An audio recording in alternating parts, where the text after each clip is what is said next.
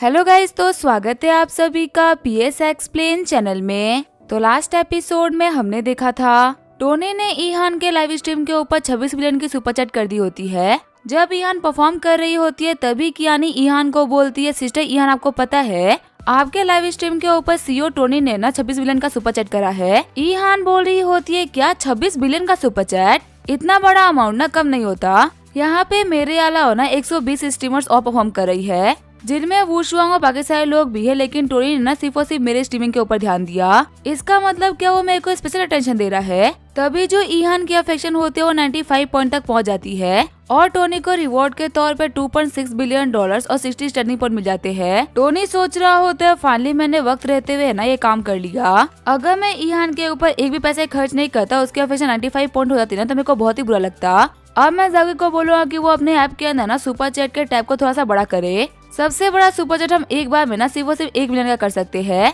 26 billion का super chat करने में ना मैं अंगूठे टूटने पे आ गए। अगर 1 बिलियन के टैब होते ना तो मैं अभी तक कुछ ट्रिलियन में सुपर चैट कर चुका होता और 10% में भी ना मेरी काफी तक कमाल की कमाई हो जाती।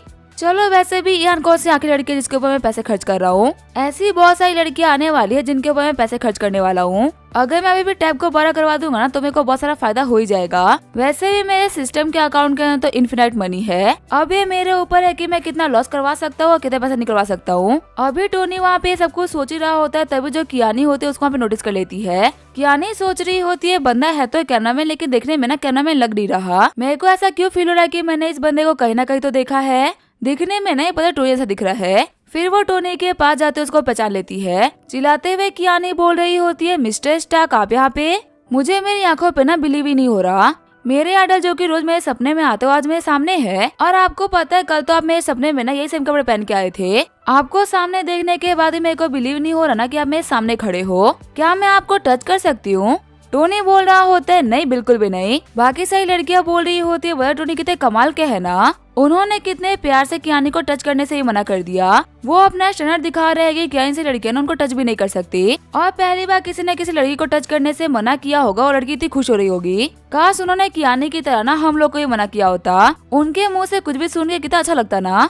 वैसे ये हमारे सामने खड़े बहुत ही बड़ी बात है। मेरे को शो को ज्वाइन करते वैसा लगा ही था कि हमारे सामने ना खुद आएंगे। सच कहो तो अभी शो को ज्वाइन करने का ना मेरे अंदर कोई भी गिल्ट नहीं। अब भले ही मैं जीतू या हारू से कोई फर्क नहीं पड़ता, क्योंकि मेरे को पता है कि अगर शो नहीं होता तो मैं कभी भी टोनी स्टार्क को इतने करीब से देख ही नहीं पाती। कितने लोग तो ये बोलते हैं कि टोनी स्टार्क इतने लकी इंसान है ना कि उनसे मिलने के बाद में हर किसी बंदे का लकी बदल जाता है। क्या पता ये सेम चीज हम लोग के साथ भी हो जाए। फिर वहाँ पे जितनी भी लड़कियां होती है वो सारी की सारी टोनी को घेर लेती है। टोनी बोल रहा होता है, मेरा ओरिजिनल प्लान था कि मैं तुम सभी के बीच में ना कैमरा बन के आऊँ और एक नॉर्मल बंदे की तरह तुम्हारी परफॉर्मेंस और बाकी चीजों को देखूं, लेकिन लगता है कि अपने आप को छुपाने में ना मैं इतना भी अच्छा नहीं। आने के सिर्फ और सिर्फ 2 मिनट के अंदर ही तुम लोगों ने मेरे को पहचान लिया। अब जबकि तुम लोगों ने मेरे को पहचान लिया तो मैं एक्टिंग बिल्कुल नहीं करूंगा। आगे हम देखते हो सभी लोग शो के सेट के ऊपर आगे होते हैं। स्टेज पे स्टैनली बोल रहा होता है, आज हमारे शो के जजेस में से एक और इस शो के प्रोड्यूसर मिस्टर टोनी स्टार्क आप सभी के सामने ना कुछ बातें कहेंगे। मेरे को ये पता है कि आप सभी लोग इनके आने का ना बेसब्री से इंतजार कर रही थी।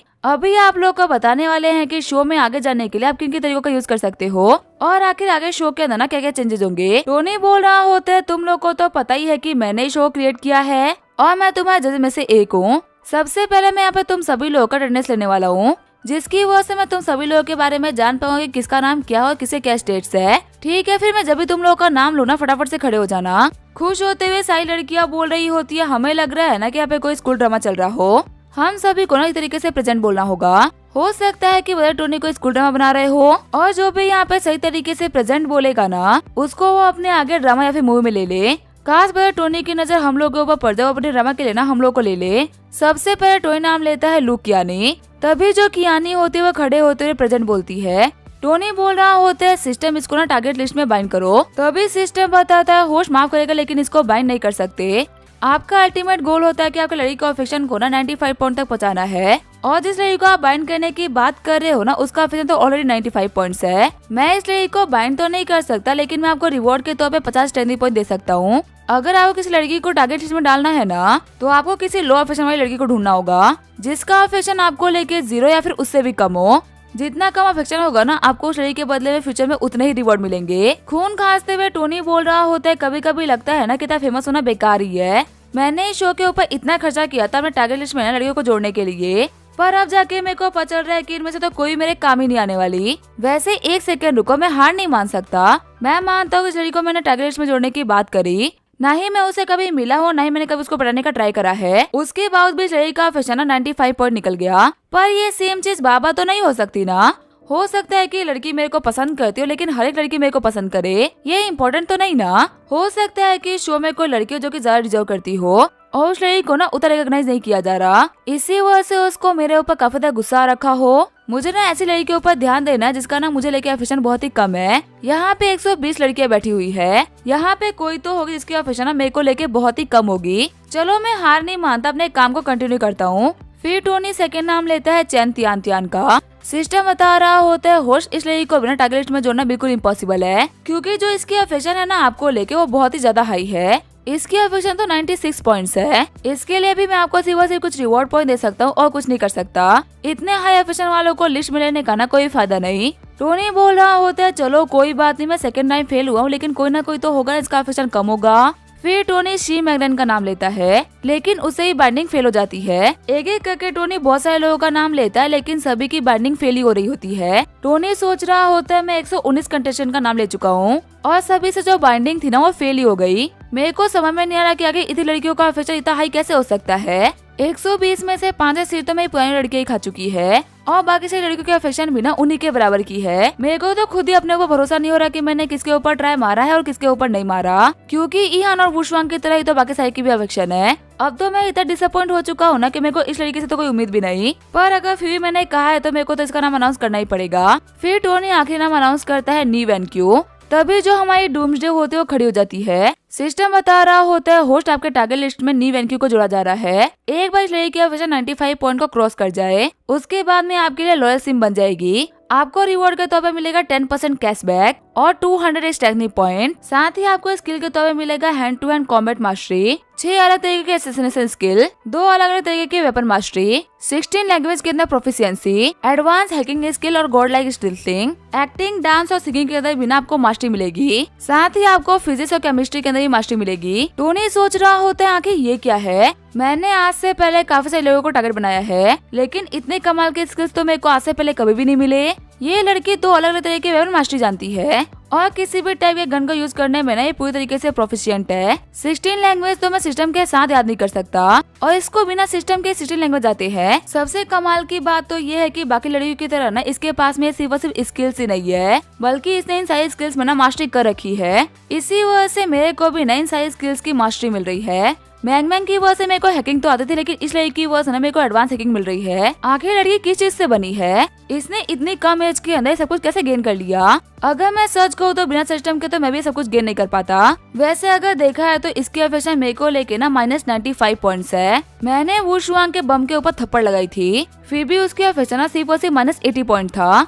और जो तो मेरे लिए स्पाई बन के आई थी और उसके दिल में ना मेरे सिर्फ और सिर्फ नफरत थी, लेकिन फिर भी उसके अफेक्शन मेरे को लेके सिर्फ और सिर्फ -90 पॉइंट था। इस लड़की का जो हेट रेट है ना वो मेरे को लेके काफी ज्यादा है। ये मुझसे इतना नफरत करती है ना कि इसको मौका मिले तो ये मेरे को ऑन द स्पॉट ही मार डाले। और ये चीज प्रूव करती है कि ये और कोई नहीं बल्कि एक असैसिन है। इसने मेरा शो ज्वाइन किया ताकि ये मेरे को मार सके। लगता है कि डार्क वेब वालों ने ना अभी तक हार नहीं मानी। उनके पास जो बचे खुचे एजेंट्स है ना उन सभी को अभी भी वो मेरे पीछे भेज रहे हैं। जो डार्क वेब का नंबर 5 असैसिन था ना वो इतना टैलेंटेड नहीं था और इस लड़की का ट्रेंड बता रहे हैं ना कि ये शायद से नंबर 1 हो सकती है। तो डार्क वेब ने अपने सबसे पावरफुल इंसान को मेरे पीछे लगा ही दिया। चलो कोई बात नहीं, अगर तुम लोगों को खेलना है तो कम खिलाड़ी तो मैं भी नहीं। अब तुम्हारे बेस्ट प्लेयर और मेरे बीच में ना एक कंपटीशन है। देखते हैं कि कौन किसको पहले हराता है। आगे हमें आधे घंटे बाद का सीन दिखाया जाता है। टोनी बोल रहा होता है आप सभी की अटेंडेंस कंप्लीट हो चुकी है। मानना पड़ेगा आप लोगों ने बहुत ही पेशेंटली अपनी अटेंडेंस बोली। चलो ठीक है, वक्त आ चुका है काम की बात करने का। जैसे कि आप लोगों को पता है मैं आप लोगों का जज हूँ।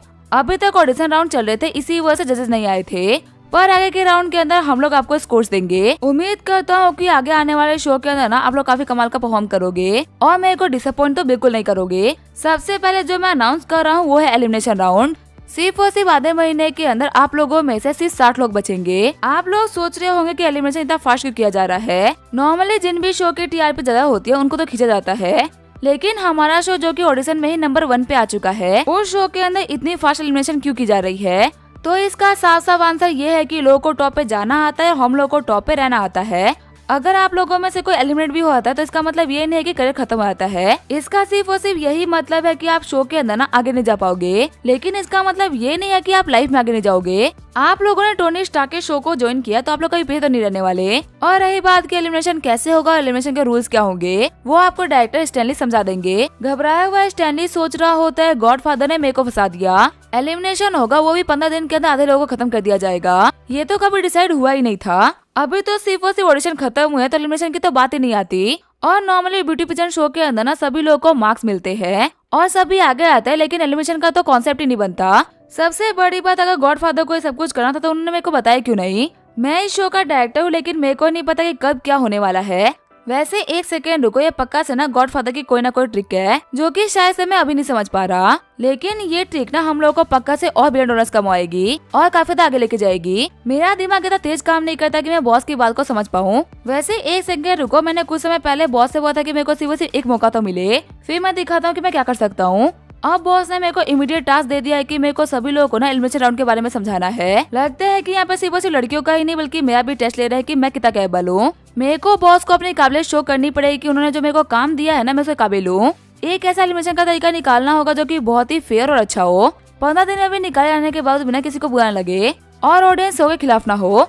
फिर स्टैनली बोल रहा होता है ठीक है, मैं आप सभी लोगों को ना एलिमिनेशन के बारे में समझाने वाला हूँ। सीन चेंज होता है, मैं हांगकांग का सीन दिखाया जाता है। हांगकांग के गली के अंदर हम देखते हैं जियाली को जो कि चिल्ला रहा होता है मास्टर मेरे को माफ कर दीजिए, मैं आपको कभी भी धोखा नहीं देता। पर आपको पता उस कमरे ने असिस्टेंट विलन है ना मेरे सर के ऊपर बंदूक रख दी थी और उसने मेरे हाथ पाँव बांध देते और मुझे मेरे घर से लेके चला गया। मेरे को मजबूरी में आके उसको आपके लोकेशन के बारे में बताना ही पड़ा। मैं तो बहुत ही ट्राई करता कि मैं कैसे ही फ्री होकर आपको बता पाऊँ ना कि मेरे घर के अंदर बॉम्ब लगा हुआ है। मैं धोखेबाजी करना नहीं चाहता था, लेकिन उस कमीने ने ऐसा शो किया कि मैं धोखेबाज हूँ। डिवाइन डॉक्टर बाचन बोल रहा होता है मेरे को फर्क नहीं पड़ता कि तुमने किसी भी जन की वजह से मेरे को धोखा क्यों ना दिया हो, आउटकम ये है कि तुमने मेरे को धोखा दिया है। तुम्हारे इस धोखे की वजह से मैं 2 बार मरते मरते बचा हूँ। अगर मैंने अपना दिमाग नहीं लगाया होता तो मैं मारा गया होता। तुम्हें पता है मैं ना बहुत ही कम लोगों के ऊपर अंधा भरोसा करता हूँ, तुम्हारे ऊपर किया था और तुमने धोखा दे दिया, इसी वजह से तुम तो यहाँ पे मरना डिजर्व करते ही करते हो।